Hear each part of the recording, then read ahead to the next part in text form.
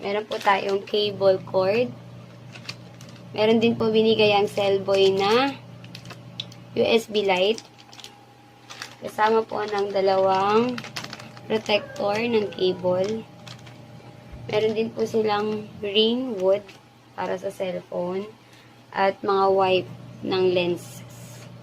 And yung pinakabongga na binigay po ng cellboy ay itong ROG sound shooter.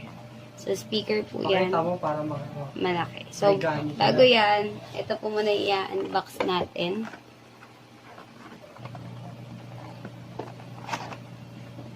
Yan. So, andito po yung connector para sa cellphone and sa dito sa ating speaker and the charger. Meron din po sila.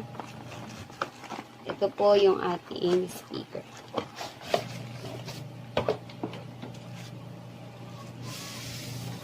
Yan.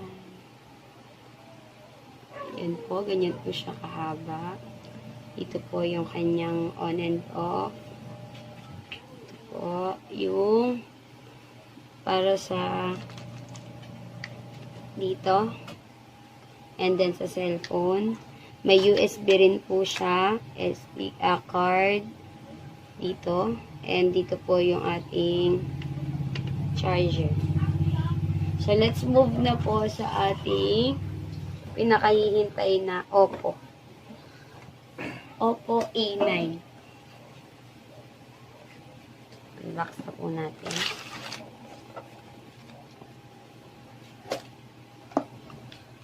Yan.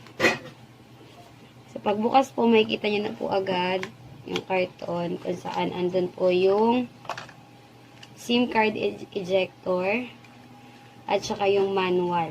And kasama na po dito yung jelly case. Napakaganda po kasi napakalambot. And maganda kasi makikita talaga yung design ng Oppo na nasa likod. Next po natin is yung makikita na natin yung mismong Oppo.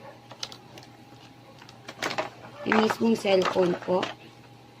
Bago yan, yung nasa loob ay yung charger. And last po is yung ating headset. May wire po yung headset. And ito na po yung Oppo. Ang color po nito ay color green. Yan po.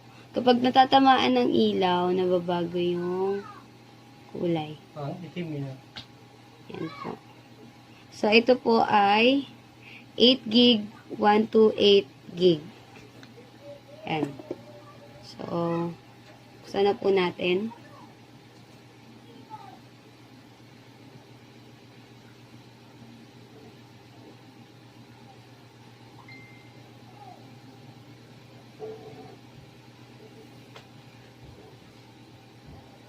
Wow.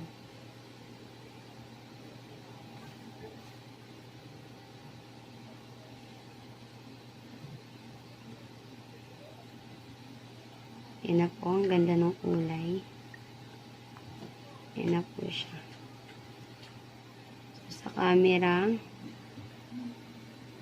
yan po siya.